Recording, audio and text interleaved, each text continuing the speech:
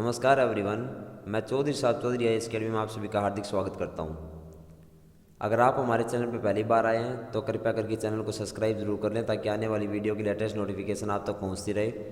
तो कल जैसे कि हमने किया था चैप्टर 1 का एनालिसिस ज्योग्राफी का, उसके बाद में हमने उसकी एक्सरसाइज के क्वेश्चन किए थे। अब हम मोस्ट इंपॉर्टेंट क्वेश्चन करेंगे जो यूपीएससी बेस पे होंगे। ऑल टोटल चैप्टर के क्वेश्चन यहाँ पे आपके सामने कवर किए जाएंगे। तो चलिए सबसे पहले हम पहला क्वेश्चन करते हैं। निम्न में से कौन से खगोलीय पिंड है? सूर्य, चंद्रमा, पृथ्वी, उल्का पिंड। तो यहाँ पे ऑप्शन आपको यूपीएससी में ऐसे दिए होते हैं, जैसे ऑप्शन में 1 एवं 2, 2 एवं 3, 3 एवं 4, उपरोक्त सभी। तो यहाँ पे सूर्य, चंद्रमा, पृथ्वी, उल्का पिंड ये सभी खगोलीय पिंड है। हम यहाँ पे एक्सप्लेनेशन में देखेंगे सूर्य, चंद्रमा, पृथ्वी, उल्का पिंड तथा वे सभी वस्तुएं जो रात के समय आसमान में चमकती हैं खगोलीय पिंड कहलाती है। नेक्स्ट हमारा क्वेश्चन होगा, किन खगोलीय पिंडों को तारा कहते हैं? तो यहाँ पे ऑप्शन बी हमारा सही होगा, जिनके पास अपनी ऊष्मा तथा प्रकाश होता है। एक्सप्लेनेशन में आप देखें, कुछ खगोलीय पिंड बड़े आकार वाले गर्म होते हैं या गैसों से बने होते हैं, इनके पास अपनी ऊष्मा तथा प्रकाश होता है जिसको वे बड़ी मात्रा में उत्सर्जित करते हैं। इन खगोलीय पिंडों को तारा कहते हैं। सूर्य भी हमारा एक तारा ही है। नेक्स्ट क्वेश्चन हमारा होगा, तारों के विभिन्न समूह के द्वारा बनाई गई विविध आकृतियाँ क्या कहलाती हैं? तो यहाँ पे हमारा उत्तर जो होगा ऑप्शन डी सही होगा, नक्षत्र मंडल। अब यहाँ पे देखेंगे नक्षत्र मंडल किसे कहा जाता है? तो रात्रि में आसमान की ओर देखते समय तारों के विभिन्न समूह के द्वारा बनाई गई आकृतियाँ दिखाई देती हैं, इन्हें नक्षत्र मंडल कहा जाता है। नेक्स्ट क्वेश्चन हमारा होगा, अंतरिक्ष से संबंधित अर्सा मेजर या बिग बियर का संबंध किससे है? तो यहाँ पे हमारा ऑप्शन बी सही होगा, नक्षत्र मंडल। क्यों होगा नक्षत्र मंडल? अर्सा मेजर या बिग बियर एक प्रकार के नक्षत्र मंडल हैं। बहुत आसानी से पहचान में आने वाले नक्षत्र मंडल सप्तऋषि नक्षत्र मंडल अर्सा मेजर का ही भाग है। नेक्स्ट क्वेश्चन हमारा होगा, किन खगोलीय पिंडों को ग्रह कहा जाता है? तो यहाँ पे ऑप्शन सी हमारा सही होगा, जिनके पास अपनी ऊष्मा में प्रकाश नहीं होता है। जिनके पास अपना ऊष्मा और प्रकाश नहीं होता है उनको ग्रह कहा जाता है। यहाँ पे आप नीचे देख सकते हैं, कुछ खगोलीय पिंड में अपना प्रकाश एवं ऊष्मा नहीं होती है, वे तारों से प्रकाशित होते हैं। ऐसे पिंड ग्रह कहलाते हैं। उनके पास अपना कोई ऊष्मा या कोई प्रकाश नहीं होता है, बल्कि वो तारों के प्रकाश से ही जो है वो अपनी चमक लेते हैं। ऐसे जो पिंड होते हैं उनको ग्रह कहते हैं। हमारा जो ग्रह शब्द जो है वो हमारा प्लेनेट से, इसे प्लेनेट भी कहते हैं, इसको ग्रीक भाषा के प्लेनाइट से लिया गया है। नेक्स्ट क्वेश्चन हमारा होगा, निम्नलिखित कथनों पर विचार कीजिए। पृथ्वी एक ग्रह है तथा यह अपना संपूर्ण प्रकाश एवं ऊष्मा सूर्य से प्राप्त करती है। सेकंड, पृथ्वी सूर्य से दूरी के हिसाब से चौथा ग्रह तथा आकार में तीसरा बड़ा ग्रह है। उपरोक्त कथनों में से कौन सा कथन सत्य है?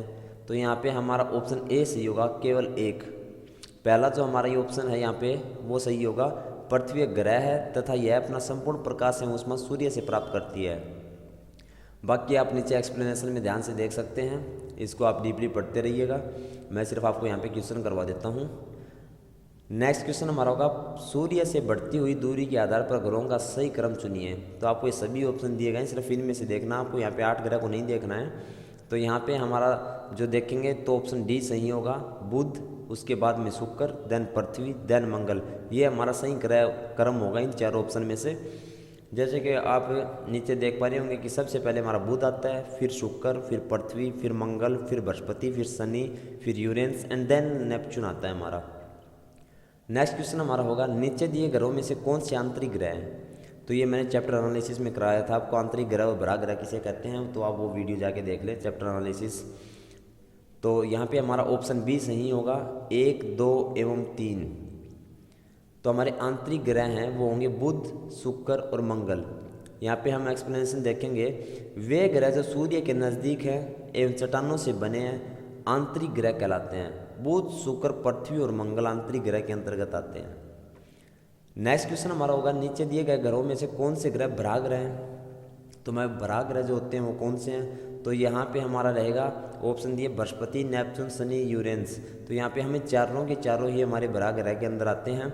भरा ग्रह सूर्य से बहुत दूर है तथा बहुत बड़े आकार के हैं। ये गैस और तरल पदार्थों से बने हैं। बृहस्पति, शनि, यूरेनस और नेपच्यून भरा ग्रह के अंतर्गत आते हैं। नेक्स्ट क्वेश्चन हमारा होगा, नीचे दिए गए कथन एवं कारणों पर विचार कीजिए। कथन क्या होगा हमारा यहाँ पे, बुध का सूर्य के चारों ओर परिक्रमण काल और मंडल के सभी ग्रहों में सबसे कम है। कारण, बुध सूर्य के सबसे नज़दीक ग्रह। तो यहाँ पे हमारा ऑप्शन ए होगा, कथन और कारण दोनों ही सही हैं तथा कारण कथन की सही व्याख्या करता है। यहाँ पे ऑप्शन ए हमारा सही होगा। क्यों होगा? बुध सौर्य मंडल में सूर्य के सबसे नज़दीक का ग्रह, इसी कारण इसका जो सूर्य के चारों ओर परिक्रमण काल है सबसे कम यानी कि 88 दिन का होता है। नेक्स्ट हमारा क्वेश्चन होगा, सौर मंडल में किन दो ग्रहों के बीच क्षुद्र ग्रह पट्टी पाई जाती है? तो क्षुद्र ग्रह जो पट्टी है हमारी वो मंगल और बृहस्पति के बीच पाई जाती है। नेक्स्ट क्वेश्चन हमारा यहाँ पे होगा, हमारे सौरमंडल में सूर्य से सबसे दूर ग्रह कौन सा है? तो यहाँ पे नेपच्यून होगा। नेपच्यून हमारे सूर्य से सबसे लास्ट में पड़ता है, आपने देखा होगा क्रम के हिसाब से सूर्य से 8वें नंबर पे आता है। यहाँ पे हम देखें क्यों, क्योंकि सूर्य से दूरी के अनुसार ग्रहों की स्थिति है बुध, शुक्र, पृथ्वी, मंगल, बृहस्पति, शनि, यूरेनस एंड देन नेपच्यून आता है हमारा। तो यहाँ पे वर्ष 2016 में अंतर्राष्ट्रीय खगोलीय संगठन ने अपनी बैठक में निर्णय लिया कि प्लूटो जो है, उससे बाद में हमारा प्लूटो आता था, लेकिन 2006 में प्लूटो को ग्रह के नाम से हटा दिया गया था क्योंकि वो काफ़ी छोटा है आकार में, तो इसके लिए उसको हम ग्रह नहीं कह सकते।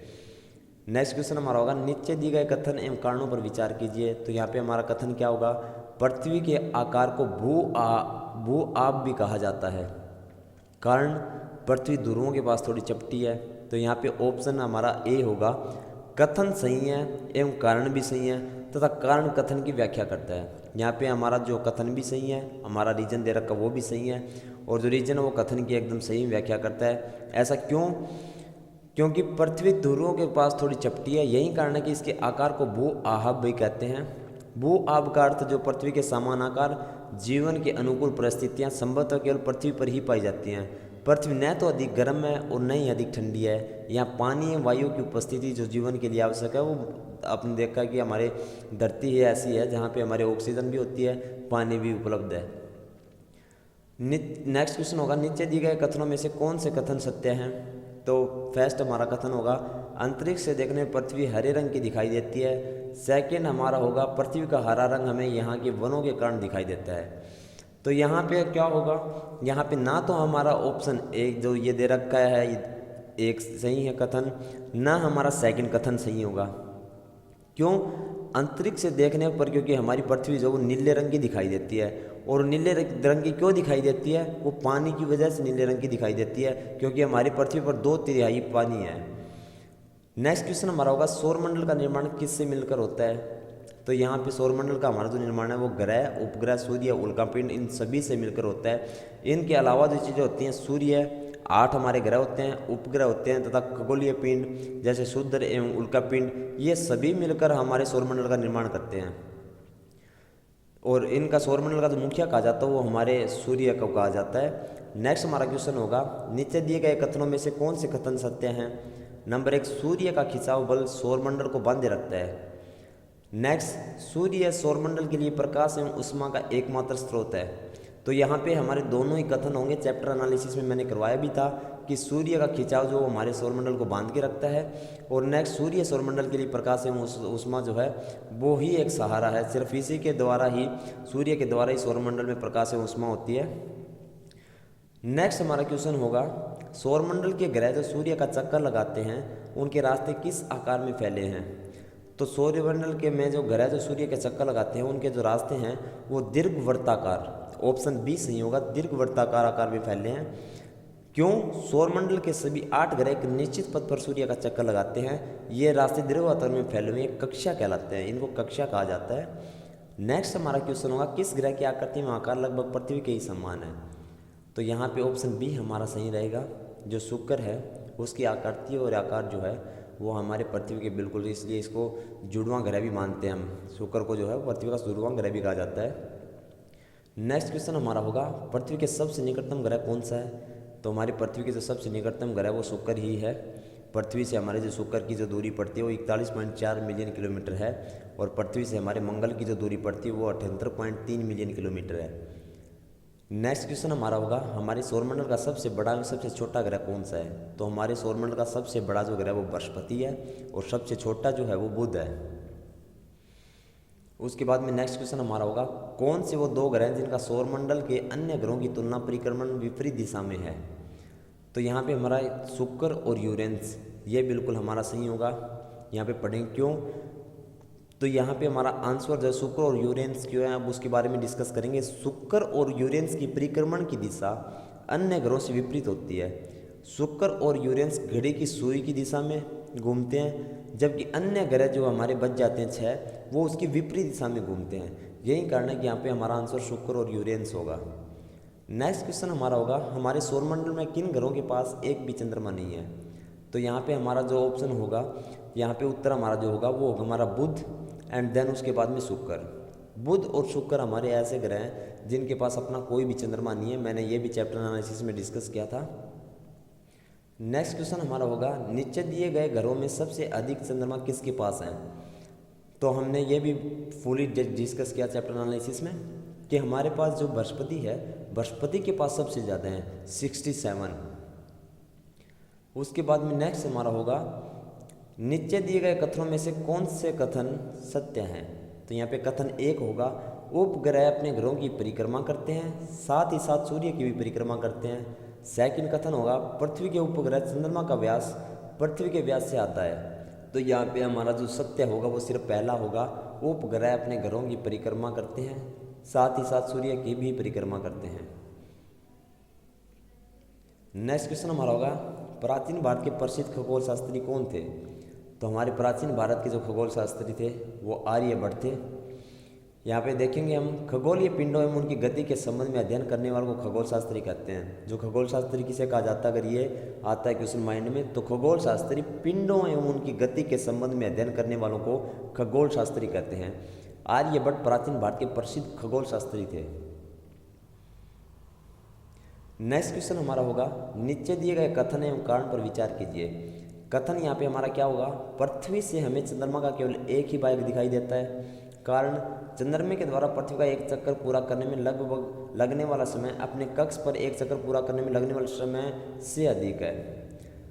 तो यहाँ पे बिल्कुल ये जो हमारा आंसर होगा, ये यहाँ पे कथन 1 जो होगा, कथन जो होगा वो सही होगा, जो रीजन होगा वो गलत होगा। क्यों? क्योंकि जो हमारा चंद्रमा है वो जब हमारा पृथ्वी का चक्कर लगाता है और जब वो अपने अक्ष पे घूमता है तो वो दोनों एक ही सेम डे में होते हैं, 27 दिन के ही अंदर हमारे वो चंद्रमा जो है सूर्य के हमारी पृथ्वी का चक्कर लगा लेता है और 27 ही दिन में वो अपने अक्ष पर एक चक्कर पूरा करता है। तो यहाँ पे हमारा कथन सही होगा, लेकिन जो कारण दे रखा वो गलत होगा। नेक्स्ट क्वेश्चन हमारा होगा, नीचे दिए गए कथनों पर विचार कीजिए। तो कथन 1 हमारा क्या होगा, सूर्य के चारों ओर चक्कर लगाने वाले पत्थरों के छोटे छोटे टुकड़ों को उल्कापिंड कहते हैं। सेकंड होगा, खुले आकाश में फैली एक छोर से दूसरे छोर तक चौड़ी सफ़ेद पट्टी जो कि लाखों तारों का समूह है, इसे आकाश गंगा कहते हैं। ऊपर दिए गए कथनों में से कौन सा कथन सत्य है। तो यहाँ पे हमारे दोनों ही सही होंगे, क्योंकि सूर्य के चारों ओर चक्कर लगाने वाले जो पत्थरों के छोटे छोटे टुकड़े होते हैं उनको हम उल्कापिंड ही कहते हैं। बिल्कुल सही बात है। सेकंड हमारा, खुले आकाश में फैली एक छोर से दूसरे छोर तक चौड़ी सफ़ेद पट्टी जो कि लाखों तारों का समूह है, इसे आकाश गंगा कहते हैं। ये भी बिल्कुल सही है। Thanks for watching. Do not forget click the subscribe button and hit the bell icon for latest update. Like, comment and share. See you next time. Bye bye.